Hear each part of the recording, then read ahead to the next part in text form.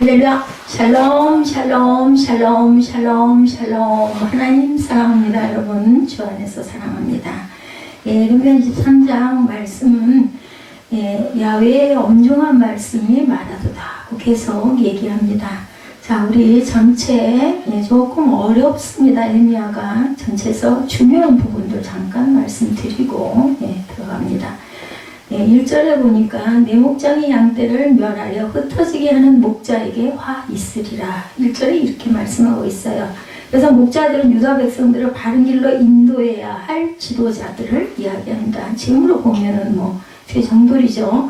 그러나 이들이 먼저 범죄하였고 백성들을 범죄한 길로 인도했기 때문에 이들에게 심판이 있으리라. 그러니까 죄종이 말을 잘못 전했다가는 아주 크게 벌을 받는다라는 거예요. 오늘 13장 1절에서 23절 에스겔 13장 1절에서 23절에 주의 말씀에 본곳이 없이 자기 신령을 따라 예언하는 어리석은 선지자에게 화가 있을진저 이렇게 얘기합니다.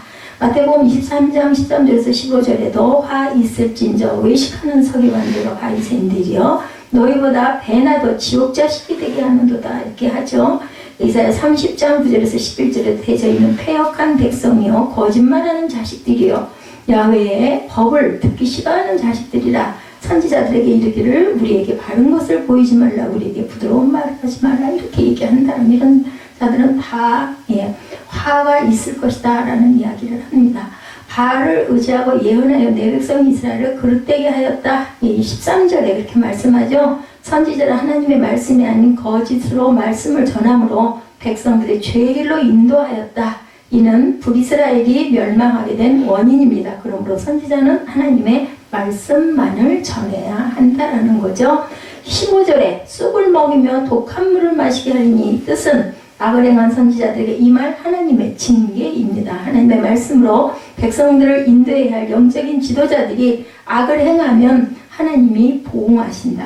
성도들보다 훨씬 더 큰 벌을 받겠죠. 이사야 29장 9절에서 14절에 그러므로 내가 이 백성 중에 기이한 일고 기이하고 가장 기이한 일을 다시 행하리니 그들 중에서 지혜자의 지혜가 없어지고 명철자의 총명이 가려진다 라고 말씀합니다. 23절에 나는 가까운 데 있는 하나님이요 먼 데 있는 하나님이 아니냐 이렇게 말씀하죠. 은밀한 죄를 범하는 거짓 선지자들을 향해서 말씀하시죠. 하나님은 온 천하를 두루 감찰하시고 계신다는 뜻으로 하나님 앞에서는 어떤 죄도 숨길 수가 없다. 그리고 28절에 겨가 어찌 알곡과 같겠느냐. 거짓 선지자들의 꿈을 겨에 비유합니다. 하나님의 말씀을 알곡에 비유하고 있죠. 40절에 영원한 지옥과 수치를 당하게 하리라 라고 말씀합니다. 하나님의 말씀에 불순종함으로 말미암아 남유다가 멸망할 것을 예언하죠. 계속 지금 남유다 멸망에 대한 예언을 하고 있죠. 이는 바벨론에 의해서 멸망당할 것을 분명히 그 예언이 성취된다. 멸망의 예언에 대해서 신명기 28장 47, 8절에 내 하나님 야훼를 섬기지 아니함으로 말미암아 야훼께서 보내사 너를 치게 하실 적군을 섬기게 될 것이니 그가 찰멍에를 내 목에 메어 마침내 너를 멸할 것이다. 적군을 이용하십니다. 그래서 예언의 성취 두 번째는 열왕기하 25장 8절에서 12절에 바벨론 왕 느부갓네살의 19째 달 5월 7일에 바벨론 왕의 신복 시위대장 느부사라단이 예루살렘에 이르러 야훼 성전과 왕궁을 불사르고 시위대장 느부사라단이 모두 사로잡아갔다. 이렇게 하나님께서는 적국을 이용하셔가지고 벌을 반드시 내리시죠. 근데 그 벌을 내리시기 전에 계속 말씀을 하시죠. 근데 우리는 지금 예언자가 없어요. 그죠? 예언이 어디 있습니까? 성경 전체에 기록되어 있습니다. 그때는 성경이 없었기 때문에 예언자들을 보내셔가지고 계속 외치게 하죠. 여러분들 다윗 아실 거예요. 그죠? 다윗의 신앙이 위대한 것은 하나님을 나의 목자로 분명히 깨닫고 있다는 사실이 아주 귀합니다. 시편 23편 여러분들 다 아시죠? 다윗은 분명하게 야훼는 나의 목자시고 나는 한 마리의 어린 양이다 라고 찬양하죠. 제가 말씀드렸죠? 여기 나오는 시편들은 지금 우리가 읽지만 그때는 다 찬양이었어요. 곡조가 다 있어서 시편에는 150편을 다 그죠? 거의 반 정도를 다윗이 지었고 그리고 작곡도 하고 악기도 연주하는 그런 아주 예능인이었어요. 다윗은 시도 이 시편도 짓고 직접 하고, 그리고 왕정 군대 그 군합대들을 지금으로 얘기하면 성가대죠. 성가대 결성을 하게 된 것도 다윗 때부터 시작이 됐습니다. 다윗 왕 이후에 이스라엘 나라의 비극은 만군의 야훼를 목자로 여기지 않고 살았기 때문에 슬픈 역사를 가질 수밖에 없었다. 이게 오늘 본문도 같은 말씀입니다. 40절까지 굉장히 긴 말씀이긴 하지만 거짓 선지자에 대해서 강하게 말씀하고 있죠. 그래서 참 목자는 어떻고 그리고 거짓 선지자는 어떻고 두 가지예요. 중간은 없어요. 그죠? 예, 영생이냐 영벌이냐, 그죠? 천국이냐 지옥이냐, 믿음이냐 아니냐 인 거죠. 가운데는 없습니다. 남유다가 하나님의 말씀보다 거짓 선지자들을 가르침에 순종하며 살았기 때문에 너희들은 멸망할 수밖에 없다. 바벨론에서는 너희들은 멸망할 것이다 라는 말씀이에요. 예수님은 요한복음 10장에서 목자와 양에 대해서 분명하게 정의하고 계시죠. 우리는 모두 하나님 보시기에 뭐예요? 한 마리 양. 예, 우리는 또한 목자는 오직 예수 그리스도 한 분뿐이라는 것을 절대로 잊지 마셔야 합니다. 요한복음 10장 7절과 10장 11절 여기 주보에 나와 있는 말씀들을 다 나오지는 못했을 거지만 거의 있을 겁니다. 예, 보셔도 됩니다. 그러므로 예수께서 다시 이르시되 내가 진실로 진실로 너에게 말하는 나는 양의 문이라 말씀하죠. 11절에 10장 11절에 나는 선한 목자라 선한 목자는 양들을 위하여 목숨을 버린다라고 말씀합니다. 자, 우리의 목자는 오직 예수 그리스도시죠. 오늘날 교회와 교회를 다니는 자들의 가장 슬픈 일은 목자 되신 예수님을 놓치고 살아가고 있다는 사실입니다. 그냥 성경 안에만 기록된 그냥 좋은 말씀이지 정도로만 생각을 하고 그 목자 되신 예수님과 함께 동행하지 않는 게 문제입니다. 참 목자의 음성을 듣고 순종하고 살아가는 저와 여러분들이 되시기를 주님의 이름으로 축복합니다. 예, 첫 번째 한 의로운 가지를 일으킬 것이다 라고 말씀합니다. 1절에서 8절 말씀이죠. 읽었기 때문에 넘어갑니다. 1절의 야훼의 말씀이라 내 목장의 양떼를 멸함에 흩어지게 하는 목자에게 화 있으리라. 그러므로 이스라엘 하나님 야훼께서 내 백성을 기르는 목자에게 이와 같이 말씀하시니라 해서 8절까지 8절 마지막 부분 보면 이스라엘 집 자손을 북쪽 땅 그 모든 쫓겨났던 나라에서 인도하여 내신 야훼의 사심으로 맹세할 것이며 그들이 자기 땅에 살리라 하시니라. 예언서에서 반복적으로 귀가 아프도록 드리는 말씀은 하나님의 택함을 받은 하나님의 말씀을 외면하고 너희들이 살았다. 그래서 내가 너희들을 벌을 주겠다. 이런 얘기들로 가득 차 있죠. 그렇게 된 결정적 이유가 거짓 선지자들의 가르침에 있었습니다. 그러니까 차라리 가르침을 안 받는 게 나아요. 근데 거짓 선지자들의 가르침이 너무 달콤하기 때문에 너무 좋은 얘기만 하기 때문에 귀가 기울어집니다. 뭔가 듣기는 들어야겠다는 생각들은 있다는 거죠. 하나님은 남유다 백성들을 인도할 목자를 세우셨습니다. 그러나 그들은 목자로의 사명을 감당하지를 못해요. 거짓 목자들의 죄악을 1, 2절에서 지적하죠. 첫째로 양떼를 멸하여 흩어지게 하였다. 내 목장의 양떼다. 이렇게 1, 2절에 보면 증거되어 있습니다. 남유다는 하나님의 목장이었고 백성들은 하나님의 양떼였는데 거짓 목자들은 남유다의 땅을 자신들의 땅으로 여기고 백성들을 자기의 양이다 이렇게 착각을 했다라는 겁니다. 그래서 본문을 좀 읽어보신 거랑 안 읽어보신 거랑은 좀 다르실 거예요. 남유다의 종교 지도자들은 백성들을 하나님 말씀으로 잘 가르쳐서 순종하도록 해야 했어요. 근데 그들은 백성들에게 우상을 섬기게 하고 그리고 멸하게 하였고 결국은 하나님과 하나 되지 못하므로 영적으로 흩어지게 합니다.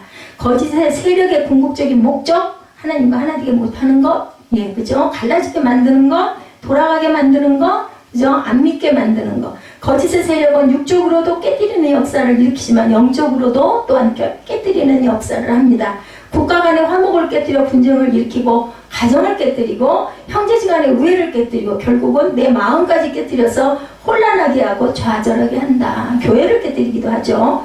무엇보다도 악한 거짓의 세력은 예수 믿는 자들에게 오직 예수 안에서 예수와 하나 되게 하지 못해서 그것을 끊임없이 못하도록 그래서 연합은 하나입니다. 저희 주보에는 항상 그 말씀을 맨 말미에 제가 그걸 실어놓고 항상 그 가운데 부분만 제가 바꿉니다. 왜냐하면 교회는 하나 돼야 됩니다. 그래서 교회에서 성도 간에 다투거나 싸워서는 안 됩니다. 그게 정말 어떤 좋은 일이라 할지라도 하나님 말씀대로 순종하고 그래서 그럴 때는 말씀을 찾아보거나 기도하거나 묵상하거나 하여튼 깨뜨려지고 분열하게 하는 것은 모두 다 사단이다 라고 생각을 하시면 됩니다. 교회에 둘이 이익에 가게 하는 것은 모두 다 사단이다. 이렇게 생각하시면 됩니다. 하나님은 하나 되지 못하는 남유다 목자들에게 뭐가 있을 거라고? 화가 있을 것이다. 이렇게 말씀하죠. 1절에도 그랬죠. 오늘날도 예수 하나 되지 못하는 자들이 있다. 무슨 분명 악하고 거짓된 세력이고 그들은 하나님께 화를 당하게 될 것이다. 둘째로 남유다의 종교 지도자들을 백성들은 잘 돌보지 않았습니다. 내 백성을 기르는 목자라는 말씀에 여러분들 주목해 보시기 바랍니다. 남유다 백성은 하나님의 백성이었는데 남유다 종교 지도자들은 이 사실을 깨닫지 못하고 자기의 소유인 양, 교회에서 목회자가 성도들을 뭐 내 양이다, 내 성도, 내 딸이다, 내 아들이다 이렇게 하나님의 아들이고 하나님의 딸이에요. 목회자들은 말씀을 대언하고 기도해주고 그리고 좋은 길로 인도해주고 잘못된 부분은 얘기할 수 있죠. 깨달아야 되기 때문에. 그렇지만 내 양이다 라고 생각을 해서는 안 된다.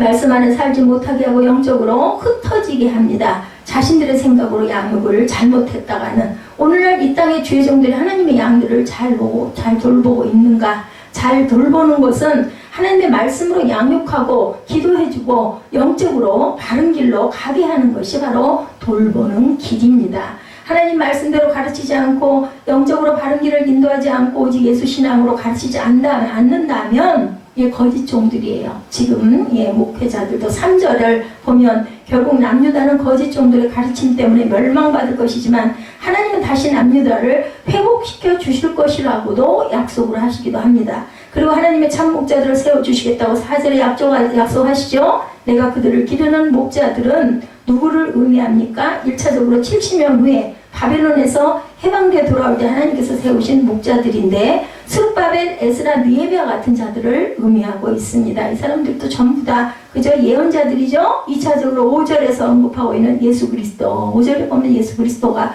나오죠. 눈으로 빨리빨리 따라가시면 좀 나으실 거예요. 야훼 말씀이라 5절 보가 때가 이르면 내가 다윗에게 한 의로운 가지를 일으킬 것이라 그가 왕이 되어 지혜롭게 다스리며 세상에서 정의와 공의를 행할 것이다. 예수님이에요. 여기에 5절은 그래서 다윗에게 한 의로운 가지를 이렇게 다윗의 후손이요 하죠. 다윗 혈통의 가지는 요시아 왕의 죽은 후에 여호아스, 야훼긴, 여호야긴, 시드기야로 이어지면서 끊어집니다. 시드기야가 마지막 왕이죠. 나무에 비유하면 말라서 죽은 상태가 되어버렸습니다. 그런데 하나님은 완전히 죽은 것처럼 보이는 나무에서 한 의로운 가지를 일으키겠다고 5절에 말씀하죠. 의로운 가지는 의로운 싹이라는 의미를 갖고 있습니다. 40절까지 있기 때문에 제가 빨리 갑니다. 그 싹이 이스라엘 왕이 되어 통치하면 그 땅에는 참된 공평과 정의가 실현될 것이다. 유대인들은 그가 왕이 되어 라는 말씀을 문자적으로 그대로 받아들여서 지금도 그들은 육적인 왕을 기다리고 있는데 영적인 의미의 왕을 얘기하죠. 5절에서 8절까지의 말씀은 1차적으로 이스라엘의 바벨론에서 해방되는 그날을 의미하지만 궁극적인 말씀의 의미는 예수 그리스도가 이 땅에서 영적인 메시아로 오셔서 하나님의 택함 받은 자들을 구원시킬 것을 의미하고 있다라고 해석하시면 됩니다. 예수 그리스도는 이 땅에 오셔서 하나님의 공의가 무엇이고 정의가 무엇인지 십자가에서 몸으로 가르쳐 주셨죠. 아까 우리 성찬 받을 때 우리 이은정 집사님이 십자가에서 우리의 죄악을 인하여 몸 찢고 피 흘리고 우리를 구원해 주셨습니다 라고 입술로 고백했어요. 그 고백이 그냥 하는 기도의 고백이 아니라 마음에서 심령에서 우러나온 고백이라고 저는 믿습니다. 그런 자들을 하나님께서는 보호하시고 구원하시겠다. 그래서 여러분들에게 제가 기도하십시오. 아니면은 그 성찬문 그것들을 돌아가면서 읽으십시오 하는 이유는 그렇게 하면서 입술로 좀 고백을 하시라고. 다 알고 있는 얘기지만 그냥 알고 있는 거랑 입술로 고백하는 건 다르기 때문에 제가 그 시간을 갖습니다. 십자가의 공의와 정의는 무엇일까? 인간은 누구라도 죄로 인해서 하나님의 심판을 받을 수밖에 없어요. 의로운 자는 한 사람도 없습니다. 근데 우리는 의인이라고 합니다. 왜요? 하나님께서 예수님께서 우리가 저는 예수님이 나를 구원하셨습니다. 십자가의 죽으심으로 나는 그 죄를 함께 예수께서 걸머지고 돌아가시고 부활하심으로 제가 새 생명을 얻었습니다. 이렇게 고백하는 자들에게 의롭다 칭함을 주셨기 때문에 주님 앞에서 의인이다 라고 얘기할 수 있지. 진짜 의인은 예수님 한 분밖에는 안 계십니다. 예수님은 하나님의 아들이시죠. 사람이 아닌 하나님이세요. 근데 어쨌든 몸을 입고 오셨죠. 그러므로 누구도 십자가 예수의 피로 죄사함 받지 않고는 하나님 앞에 인도함을 받을 수도 없고 천국에 들어갈 수 없다는 것을 우리가 깨닫고 가야 합니다. 참 목자 되신 예수님은 이 땅에 하나님의 택하심을 받은 자들을 하나로 모으시기를 위해서 이 땅에 오셨고, 지금도 멸망한다 몇 천 년 동안 지금도 외치고 있지만 아직도 땅은 멀쩡한데, 근데 공해가 좀 심하기는 하고, 그죠?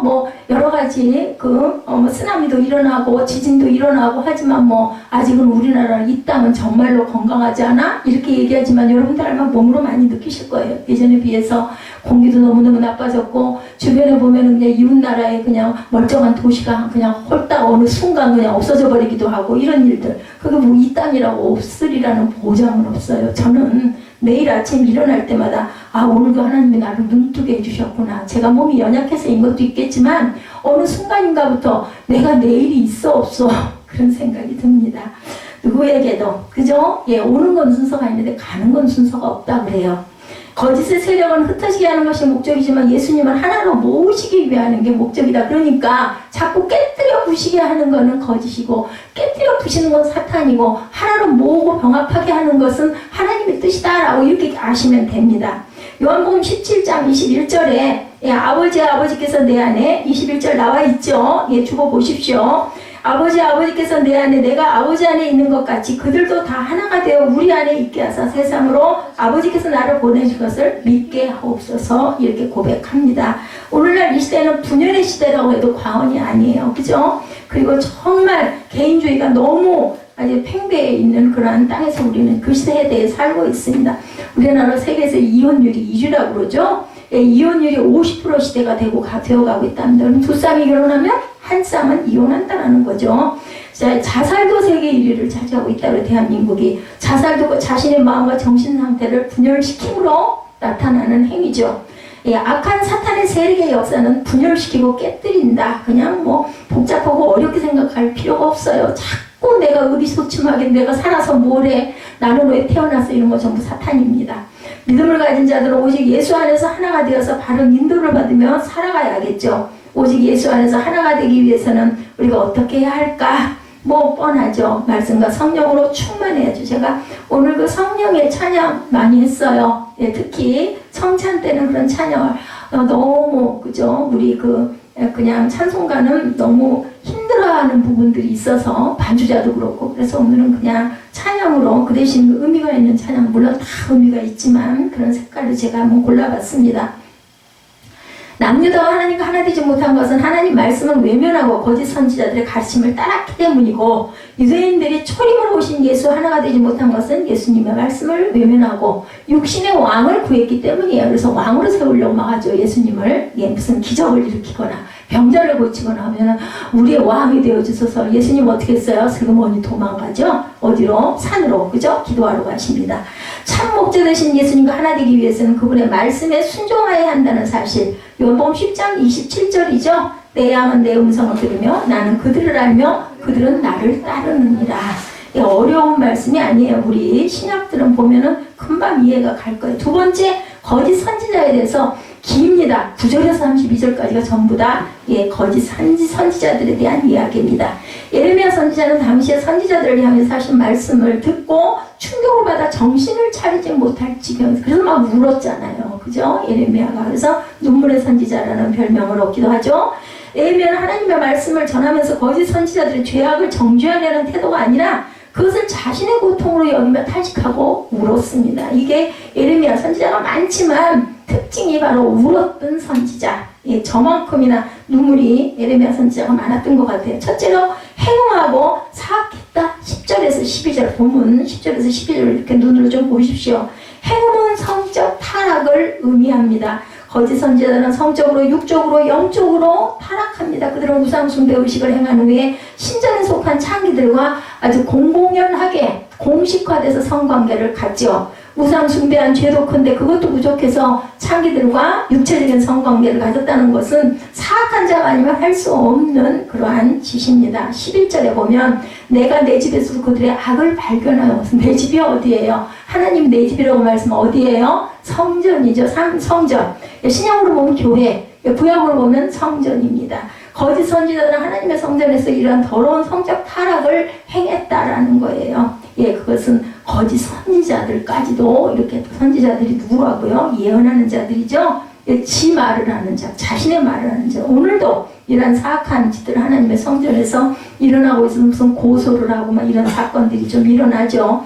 사악하다라는 말은 히브리어로 하네프입니다. 하네프. 배교하다, 신성모독하다라는 의미를 갖고 있습니다. 하나님을 모독하고 배교하는 자를 어떻게 예수님의 종이라고 할 수가 없죠. 예, 그들은 가는 길은 오직 한 길, 그죠? 멸망으로 가는 길 어디겠어요? 지옥이겠죠?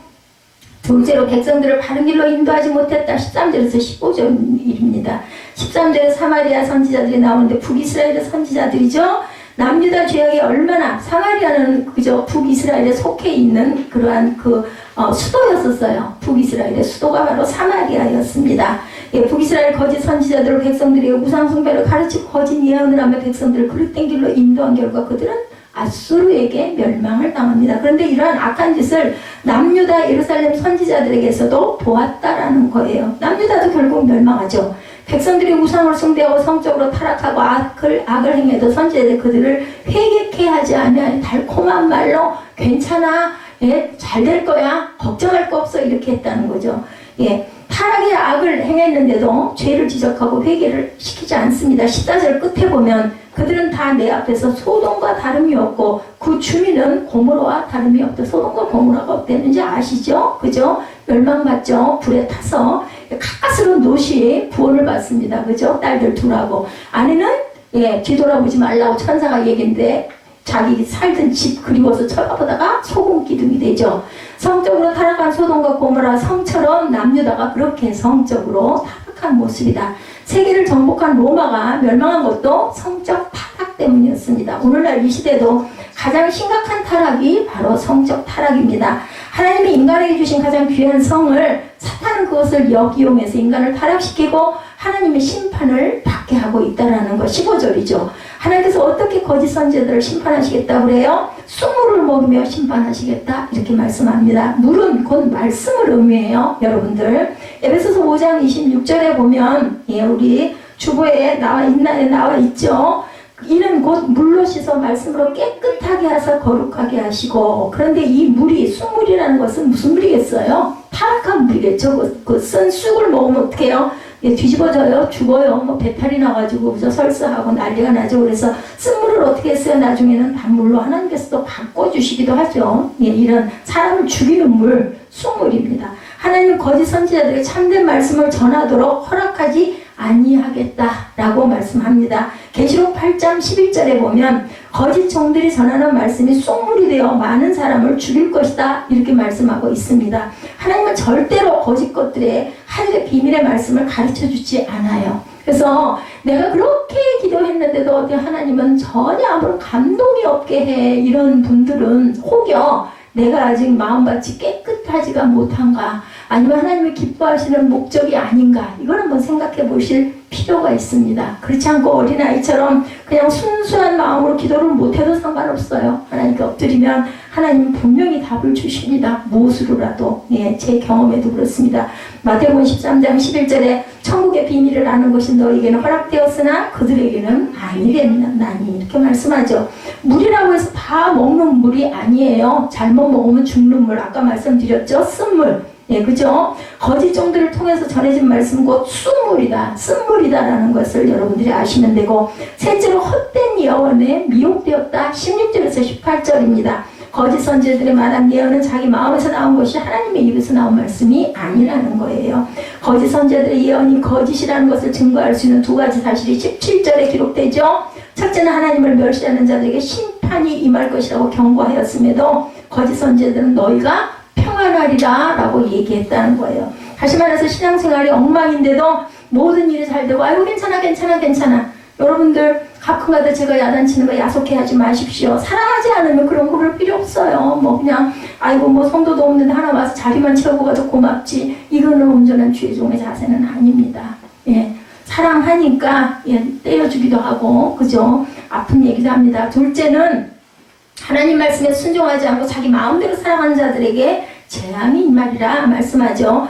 거짓 선지자는 17절 말씀에 나와 있죠. 거짓 선지자는 재앙이 너에게 임하지 아니하리라 라고 말합니다. 18절에 보십시오. 하나님은 거짓 선지자들이 강하게 선포합니다. 누가? 야훼 회의에 참여한 자가 있느냐? 절대로 야훼 회의에는 들어올 수도 없어. 누가 하나님 말씀에 귀를 기울여 들었느냐? 라고 얘기합니다. 여호와의 회의는 하나님과의 거룩한 영적 교제를 의미합니다. 기도했을 때 하나님의 영이 우리와 함께 하시면 우리가 그냥 은혜를 엄청나게 받죠. 펑펑 울죠. 그죠? 고백을 하죠.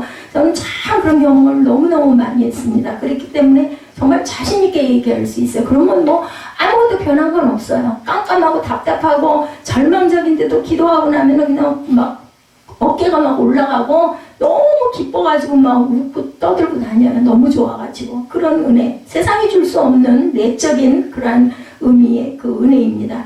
거짓 선지자는 하나님의 영적 교제도 없을 뿐 아니라 하나님의 말씀도 들려주지 아니했다. 오늘날 이 시대는 과연 어떤가?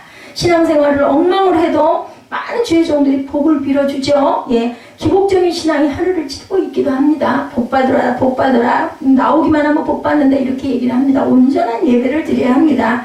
예수 믿고 교회를 다니는 목적이 영생이 아닌 땅에서 잘 되려고 하는 그것은 자칫 잘못하면은 여러분들 기복신앙이 되기 쉽다라는 것을 내 영이 정말 맑아지고 하나님의 나라를 사모하고 하나님을 기쁘시게 하는 것을 하기 위해서 내가 주의를 지킵니다 라는 고백이 되셔야 합니다.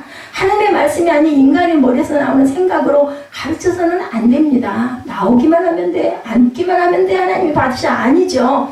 분명히 말씀에는 영과 진리로 예배할지니라 라고 말씀합니다. 성경은 분명히 마지막 때 이 땅에 창세 이래로 찾아볼 수 없는 재앙이 임할 것이다 라고 분명히 우리 저희가 지금 계시록 강의를 들어가고 있습니다. 그 전에도 우리 계시록 했었죠. 한 번 더 알아야 되기 때문에 수요 예배 사도행전이 끝나서 계시록까지 강의를 하고 있는데 가는 데마다 그 말씀은 마지막 때 분명히 불로 세상을 멸하리라고 말씀합니다. 이단들이 난리 목석을 떱니다. 이 땅의 교회들은 주의 종들은 진실로 자신이 하나님 앞에 바른 종이라면 다시 오실 예수님을 전해야 하고 마지막 때 재앙에 대해서 분명하게 가르치고 가야 됩니다. 만약에 마지막 때의 재앙에 대해서 입을 다물고 계시록을 덮어주는 종이 있다면 하나님이 보시기에 나 거짓 종 아니야? 축복만 하는 종은 온전치가 않아. 왜냐하면 성경에도 그죠? 네가 복을 받을 것이며 아닌 말씀이 반대가 꼭 그만큼은 있습니다. 오히려 더나 길게 있어요. 그렇기 때문에 아닌 것을 분명히 얘기해 줘야 됩니다. 넷째로 거짓 선지자들은 하나님의 진노를 피하지 못할 것이다. 19절에서 22절의 내용입니다. 거짓 선지자들은 하나님의 진노는 폭풍처럼 회오리 바람처럼 임할 것이라고 21절에 거짓 선지자들은 하나님 보내지 아니한 자들이죠. 그런데도 그들은 다름질한다라고 얘기합니다. 다름질한다는 것은요, 열심을 내서 선지자의 역할을 감당하는 거예요. 막 달려가는 거죠. 다시 말해서 거짓 종들은 인간의 노력과 온갖 수단을 동원해서 자신이 하나님의 종인 것처럼 보이려고 애를 쓴다라는 이야기입니다. 하나님의 참 종들은 온전히 성령의 인도하심을 받으며 살아가야 할 건데 예수님이 30년 동안 그렇게 묵묵히 나사렛에서 사시다시피 했을 때 때가 참에 복음을 선포하셨죠. 30년을 가만히 계시다가 그죠? 공생에 3년 하시고 돌아가셨어요. 그 십자가에 못 박혀 가셨어. 30년 동안은 그냥 목수의 아들로 자랐습니다. 세례 요한이 자신의 뜻대로 살지 않고 묵묵히 30년 동안 예수님을 기다리며 조용히 살다가 요단강가에서 회개를 선포한 거 아실 거예요. 세례 요한은 그죠? 사춘지가 아니죠. 예수님하고. 그리고 나이가 6개월밖에 더 위가 아니에요. 같은 시기에 나오셨다 돌아가십니다. 바울 역시도 다메섹 도상에서 예수를 만나는 놀라운 영적 체험을 했지만 고향 다소에 내려가서 10년 동안 묵묵히 하나님의 때를 기다리면 그냥 기다렸겠어요? 기도하며 말씀 보며 기다렸겠죠? 22절에 보면 거짓 종들이 하나님의 회의에 참여한 자들이었다면 그들은 백성들을 올바른 길로 인도하였을 것이다. 이렇게 말씀하고 있습니다. 그러나 거짓 종들은 하나님과 영적 교제가 없었기 때문에 자신들의 생각대로 백성들을 인도해서 결국은 타락하게 했다. 진실로 하나님의 종들은 하나님 말씀대로 가르쳐야 합니다. 아무리 어떤 사람의 말이 감동을 주고 은혜를 준다 해도 그것이 하나님 말씀이 떠난 가르침이라면 그것은 인간의 말이지 하나님의 그런 말씀은 아닙니다. 그러면 하나님의 말씀을 전하기 위해서는 반드시 하나님과 깊은 영적 교제가 있어야 되고 그리고 또한 성경에 대한 부분도 연구할 줄도 알아야 됩니다. 하다못해 연구까지 못하면 주석이라도 열심히 보고 백교서라도 전해야 됩니다. 예, 다섯째로 거짓 선지자들은 무소부지하신 하나님이라는 사실을 몰랐다. 23, 4절에 23절에 보면 하나님은 먼데 계시는 분이 아니라 나의 가장 가까운 데 계시는 분이죠. 24절에도 보면 그 누구도 하나님 앞에서 숨을 수가 없어요. 그건 여러분들 아시죠? 하나님의 택하신 받은 자들이, 특히 주의 종들이 하나님의 가장 가까운 곳에서 나름 불꽃 같은 눈으로 나 일거수 일투족을 보고 계신다는 생각을 한다면 어떻게 악한 짓을 할 수 있고 어떻게 거짓을 전할 수가 있겠습니까? 뭔가 실수를 하고 분노를 하고 화를 냈다가도 아이고 하나님 하게 되죠. 왜냐하면요, 내가 뭐 살아있을 수 있는 내가 살았나요? 하나님이 살려주셔서 하루하루 연명하고 살고 있죠. 그거 생각하면 뭐 화를 낼 일이에요. 화를 내지 않고 오래 참아야 평안 가운데 있으리라 라고 성경에 말씀을 하셨더라고요. 거짓을 행하고 하나님 이름을 이용해 거짓 예언을 한다는 것은 그들은 하나님의 살아계심을 믿지 않는 자들이다. 그리고 부활신앙이 없는 자들입니다. 그들은 오히려 교회를 다니지 않고 있는 자들보다 더 악한 자들이다. 예, 하나님은 분명코 살아계시고 지금도 우리 예배를 보고 계시고 듣고 계시고 이 자리에 함께 하시고 계시는 분이심을 믿으시기 바랍니다. 시편 139편 7절에서 10절입니다. 내가 주의 영을 따라 어디로 가며 주의 발 앞에서 어디로 피하리까? 내가 하늘에 올라갈지라도 거기 계시며 서울에 내 자리를 펼지라도 거기 계시나이다. 내가 새벽 날개를 치며 바다 끝에 가서 거주할지라도 거기서도 주의 손이 나를 인도하시며 주의 오른손이 나를 붙드시리이다. 얼마나 좋아요. 얼마나 감사해요. 어디를 가나 하나님이 내 손을 붙들어 주신대요. 살아계신 하나님을 분명하게 믿을 때 하나님을 두려워하게 되고 바른 믿음을 가질 수 있다는 사실을 우리가 알아야 됩니다. 10계명의 첫 계명이 뭐예요? 나 외에 다른 신을 두지 말라라고 말씀하셨어요. 나 외에 다른 신은 존재하지 않는다. 이 하나님이 이 땅에 육을 입으시고 오셔서 십자가에서 죽으시고 부활하셔서 성령으로 우리 가운데 우리 함께 계심을 믿으시기 바랍니다. 그래서 기도할 때 우리 뭐라고 기도해요? 함께 계심을 믿나이다 라고 늘 고백하지 않습니까? 이 믿음을 분명하게 가지고 살아가는 저와 여러분들이 되시라 합니다. 여섯째로 거짓 선지자들은 하나님 말씀보다 꿈을 더 믿었다. 25절에서 27절이죠. 거짓 선지자들은 에레미야 같은 하나님의 참 선지자들이 환상을 통해 하나님의 계시를 받듯이 자신들도 꿈을 통해서 하나님의 계시를 받았다 이렇게 얘기를 합니다. 26절에 보면 거짓 선지자들의 꿈을 통해 하나님의 계시를 받았다는 것은 그들의 간교한 마음이다 이렇게 나타내 있습니다. 그들은 하나님의 이름으로 외치는 자신들의 거짓 예언을 정당화시키기 위해서 꿈을 통해서 계시를, 그런 사람 지금도 많이 있죠. 예, 조심해야 됩니다. 그래서 거짓을 감추기 위해 또 다른 거짓말을 만들어냅니다. 하나님은 그러한 그들의 마음을 간교한 예언이다라고 말씀합니다. 사탄의 특징 중에 하나가 간교함이죠. 누가 간교했어요? 여러분 생각 안 나세요? 뱀이죠, 뱀. 예, 그죠? 간교한 뱀. 거짓 선지자들의 간교함으로 인해서 이스라엘 조상들이 바알을 섬기느라고 하나님의 이름을 잊어버렸듯이 거짓 선지자들의 간교한 마음 때문에 남유다 백성들이 하나님의 이름을 잊어버렸다라는 말씀입니다. 거짓 선지자들의 간교함으로 인해서 이스라엘 조상들이 바알을 섬겼던 그런 것들, 오늘날 이 시대에 예수를 믿고 있는 많은 사람들 마음속에 오직 예수 신앙을 잊어버리게 하는 세력들은 사탄의 조종을 받고 있는 간교한 거짓 종들이라는 것을 또한 잊지 마셔야 됩니다. 그래서 교회를 잘 선택하셔야 됩니다. 예, 우리의 믿음이 오직 예수로 시작되었다가 예수로 끝나야 합니다. 교회는요, 예수님이 주인이세요. 누가 뭐 저한테 그런 얘기하더라고요. 자기 교회가 어쩌고. 제 교회 아니죠. 하나님의 교회입니다. 저는 종이에요. 종. 예, 바른 길로 여러분들에게 그저 바르게 전해드려야 할 종일 뿐입니다. 예, 일곱째 거짓 선지자는 꿈을 말할 것이고 참 선지자들은 하나님의 말씀을 전할 것이다. 28구절에 증거하죠. 꿈을 통해 하나님의 계시를 받았다고 주장하는 자들 곧 거짓 선지자들은 자기가 하고 싶은 대로 꿈 이야기를 하고 하나님의 말씀을 받은 참 선지자들도 하나님의 계시 말씀을 성실하게 전하라고 말씀합니다. 그 결과 겨와 알곡으로 나타날 것이다. 겨는 바람 앞에 날려가버리고 쭉정이 같은 믿음이 된다. 마태복음 3장 12절이죠. 손에 키를 들고 자기의 타작마당을 정하게 하사 알곡은 모아 곡간에 들이고 쭉정이는 꺼지지 않는 불에 태우리라. 겨 같은 거짓 선지자들이 전하는 말씀으로는 알곡 성도가 절대로 될 수가 없다라는 거죠. 29절을 보십시오. 하나님의 살아계신 말씀은 큰 능력으로 사람에게 역사한다 말씀합니다. 하나님의 말씀은 불과 같아서 모든 것을 태워버리고 또한 반석이라도 깨뜨릴 만한 능력이 있다고 하시죠.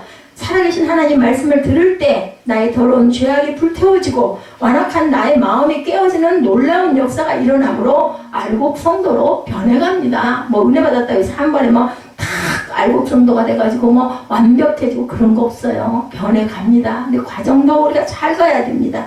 히브리서 4장 12절에 하나님의 말씀은 살아있고 활력이 있어 좌우의 날선 어떤 검보다 예리하여 혼과 영과 및 관절과 골수를 찔러 쪼개기까지 하며 또 마음의 생각과 뜻을 판단하나니. 제가 참 신학교 다닐 때 이 말씀이 그렇게 귀하고 좋았어요. 영과 혼과 관절과 골수를 찔러서 쪼개기까지 한다는 말씀이 얼마나 강하게 와서 닿았는지요. 예, 날마다 살아계신 하나님의 말씀을 체험하며 살아가는 저와 여러분들이 되어서 알곡 같은 성도들이 되셔서 예수 그리스도 이름을 빛내시는 세빛 성도들 되시기 바랍니다. 6번째, 거짓 선지자들에게 임하는 심판 30절에서 32절입니다. 뭐라고 말씀하세요? 내가 치리라는 말씀이 3번 반복되어 있습니다. 거짓 선지자들을 반드시 심판하시겠다는 하나님의 강한 의지.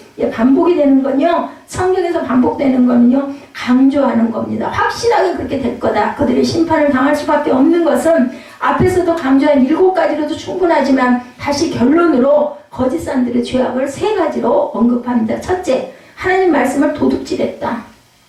거짓 선지자들은 예레미야 선지자가 받은 하나님의 계시의 말씀을 자신들이 받은 것처럼 도용합니다. 혀를 놀려 하나님께서 말씀하셨다라고 전하죠. 예, 그래서 자기의 생각을 하나님의 말씀처럼 지금도 전하는 자들은 온전치 못해. 그래서 성경 말씀을 이렇게 딱 대조를 해서 알게 함으로 여러분들이 확신을 가질 수 있도록 굉장히 중요합니다.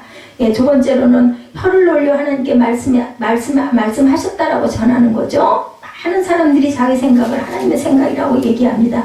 셋째는 거짓된 꿈과 헛된 자만으로 하나님 백성을 미혹했다라고 얘기를 합니다. 자신들 받은 것처럼 도용하는 것. 3번째는 하나님의 백성을 미혹하는 것. 하나님은 분명히 말씀하죠. 내가 그들을 보내지 아니하였으므로 명령하지도 아니하였다라고 말씀합니다. 또한 그들은 백성에게 아무런 유익이 되지 못한다라고도 말합니다. 유익은커녕 해악을 끼쳐서 타락하게 만들고 하나님의 심판을 받도록 하는 악한 사탄의 조종을 받고 있는 수하들임을 깨달아야 된다. 마지막 때가 가까울수록 이런 거짓 선지자들이 온 세상에 판을 칠 것이다 라고 분명히 말씀합니다. 남유다 멸망 때도 참 선지자를 찾아보기 힘들었던 것처럼 마지막 때에도 예수 그리스도의 참종을 찾아보기가 힘든 시대가 될 것이다. 예, 오직 예수 신앙만이 거짓 세력에 미혹되지 않는 길임을 깨달는 저와 여러분들이 되시기를 바랍니다. 3번째, 하나님의 엄중한 말씀이 마지막 33절에서 40절까지 나타나 있죠. 그래서 33절 시작은 내 백성이니 선지자나 제사장이 내게 물어 이르기를 야훼의 엄중한 말씀이 무엇인가 묻거든 너는 그들에게 대답하기를 엄중한 말씀이 무엇이냐 묻느냐 야훼의 말씀이 내가 너희를 버리리라 하셨다. 이렇게 얘기합니다. 마지막 40절에 너희는 영원한 치욕과 잊지 못할 영광 수치를 당하게 하리라. 참 같은 말씀이에요. 내가 너희를 어떻게 벌할 것인지 하는 그런 이야기를 하시는 거죠. 거짓 선지자들에 대한 심판을 선포한 후에 하나님께서는 말씀을 듣지 않는 남유다 백성에게 하나님 말씀을 존중해라 라고 말씀합니다. 이 말씀은 오늘날 일세 하나님의 말씀을 두려워하지 않고 살아간 저와 여러분에게 주어지는 하나님의 엄중한 말씀이다 라고 깨달으시면 됩니다. 야훼의 엄중한 말씀이라는 말씀이 7번 반복이 됩니다. 엄중한 말씀은 히브리어로 마사입니다. 마사의 뜻은 무거운 짐입니다. 예, 우리가 듣기에 부담스러운 말씀이라는 뜻도 됩니다. 거짓 선지자들은 예레미야 선지자가 전하는 말씀이 너무도 듣기에 부담스러워. 무섭고 싫어. 그런 거 없었으면 좋겠어. 예, 뭐라 그래요? 노 그라운드 노 십자가. 그죠? 예, 멸류관은 십자가가 없으면 안 되고 십자가는 지기 싫어. 근데 영광은 좋아요. 그죠? 똑같습니다. 당시에 거짓 선지자들 외친 메시아의 핵심은 평안하다는 거예요. 이 평안이 정말 귀하고 중요하죠, 여러분들. 예, 예레미야 선지자의 말은 하나님의 심판을 전하였으므로 듣기가 부담스러워. 거짓 선지자는 너희는 평안하다 평안할 것이다. 전혀 걱정할 것이 없다. 본문의 핵심은요. 거짓 선지자들은 야훼의 말씀이 부담스러워서 순종하지 못하겠다라는 거예요. 그러나 예레미야 선지자의 말은 하나님 말씀을 부담스러워하지 말라 또 말씀합니다. 다시 말해서 하나님 말씀을 부담스러워하지 말고 순종하지 아니할 때 부담스러워하고 순종하지 아니할 때 너희들은 버림을 당할 것이다. 너희 집안이 버림을 당할 것이다. 39절에서 40절이죠. 함께 읽어볼까요? 내가 너희를 온전히 잃어버리며 내가 너희와 너희 조상들에게 준 이 성읍을 내 앞에서 내버려 너희는 영원한 지옥과 잊지 못할 영원한 수치를 당하게 하리라 하셨느니라. 하나님 말씀에 순종하며 살기가 부담스러울 때가 있기도 하죠. 그죠? 좀 억울하고 좀 손해나는 것 같고 좀 미련한 것 같고 너무 늦는 것 같고 그죠? 신명기 30장 11절입니다. 내가 오늘 내게 명령한 이 명령은 내게 어려운 것도 아니요 먼 것도 아니다 이렇게 말씀하세요. 하나님의 말씀을 율법적으로 지키며 살려고 하는데 힘들어서 못 지켜요. 여러분들 나를 살리기 위해 독생자 예수를 보내주신 하나님의 사랑을 생각하고 내 죄 때문에 죽으신 예수님의 사랑을 생각하며 하나님의 말씀을 그대로 가슴에 품고 살아가야 되겠죠. 하나님 말씀을 존중하고 높이면 그 말씀의 능력이 나에게 임합니다. 그래서 제가 자꾸 읽으시라고 그러고 찬양도 그런 찬양의 가사를 자꾸 들으시라고 말씀드리죠. 그리고 입술로 고백하라고 말씀드립니다. 내가 지키려고 하면 그것은 율법이 됩니다. 인간의 힘으로 하나님의 율법을 다 지키는 사람은 없습니다. 오직 예수 십자가 안으로 들어가야 된다는 거죠. 예수 안에 내가 온전히 거할 때 하나님 말씀이 자동으로 이루어집니다. 여러분들 요한복음 15장 4, 5절입니다. 내 안에 거하라 나도 너희 안에 거하리라. 가지가 포도나무에 붙어있지 아니하면 스스로 열매를 맺을 수 없음같이 너희도 내 안에 있지 아니하면 그러하리라. 나는 포도나무여 너희는 가지라. 그가 내 안에 내가 그 안에 거하면 이렇게 말씀하세요. 남유다에게 하나님의 심판이 작정되었듯이 이 세상도 하나님의 심판이 작정되어 있다라는 거죠. 남유다 백성들과 거짓 선지자들은 하나님의 심판에 대한 말씀에 부담을 느끼며 순종을 못했어요. 내가 오직 예수 안에 있고 하나님 말씀을 분명히 믿는다면 세상의 심판의 말씀을 부담스러워할 필요가 없어요. 나는 하나님 편이니까. 그죠? 네 편, 내 편 할 때가 있어요. 근데 내 편인데 뭘 야단을 치고 내 편인데 무슨 두려움이 있을 이유가 없는 거죠. 하나님 말씀 앞에 낮아지고 겸손한 자가 되어서 말씀 앞에 온전히 순종하고 귀하고 아름다운 신앙을 소유하시는 저와 여러분 되시기 바랍니다. 참된 것과 거짓은요, 여러분 이 세상이 창조될 때부터 공존했습니다. 흑암이죠. 혼돈, 공허가 있었죠. 그죠? 그것을 혼돈을 질서로 만드신 하나님이죠. 무엇이 참된 것이고 무엇이 거짓인가? 예, 오늘날로 말하면 예수님이십니다. 요한복음 14장 6절에 예수께서 이르시되 뭐라고 하셨어요? 내가 곧 길이요 진리요 생명이니 나로 말미암지 않고는 아버지께로 올 자가 없다고 말합니다. 에덴 동산에서부터 시작된 사탄은 인간의 거짓의 아비가 됩니다. 그러므로 오직 예수 안에서 거듭나지 아니하면 인간은 거짓되게 살아갈 수밖에 없는 존재들이죠. 요한복음 8장 44절에 너희는 너희 아비 마귀에서 났으니 너희 아비의 욕심대로 너희도 행하고자 하느니라. 그는 처음부터 살인한 자요 진리가 그 속에 없으므로 진리에 서지 못하고 거짓을 말할 때 제 것으로 말하느니 이는 그가 거짓말자며 거짓의 아비가 되었습니다. 이렇게 말씀합니다. 참되게 살기를 원하면 인간의 능력으로는 살 수가 없다라는 것. 참된 죄종의 길을 가고 싶을 때는 죄종의 능력으로 참되게 갈 수가 없다라는 것. 오직 예수 그리스도의 능력을 덧입고 가야 된다라는 것. 그렇다면 오직 예수의 능력으로 살려면 우리가 어떻게 해야 될까요? 여러분들 십자가에서 나의 죄 때문에 죽으신 예수님을 만나야 되겠죠. 만나야 돼요. 내가 내 길이 온전한 길로 가려면 귀한 반려자를 만나야 되고 동역자를 만나야 되고 주의 종을 만나야 되고 그런 교회를 또한 만나야 내 생명이 풍요롭게 살아갈 수 있다. 다시 말해서 예수 그리스도의 피의 능력으로 영적으로 체험하고 가야 된다. 그리고 예수 그리스도에 온전히 의지하고 살아가면 어려운 것도 아니고 먼 것도 아니다. 요한복음 15장 4절이죠. 내 안에 거하라 나도 너희 안에 거하리라. 가지가 포도나무에 붙어있지 아니하면 스스로 열매를 맺을 수 없음같이 너희도 내 안에 있지 아니하면 그러하리라. 여러분들 오직 예수 안에 거하시고 예수 안에서 참된 것을 추구하며 살아가시는 복된 저와 여러분 되시기를 주님의 이름으로 축복합니다. 우리 결단 찬양하고 축도로 예배를 마치도록 하죠.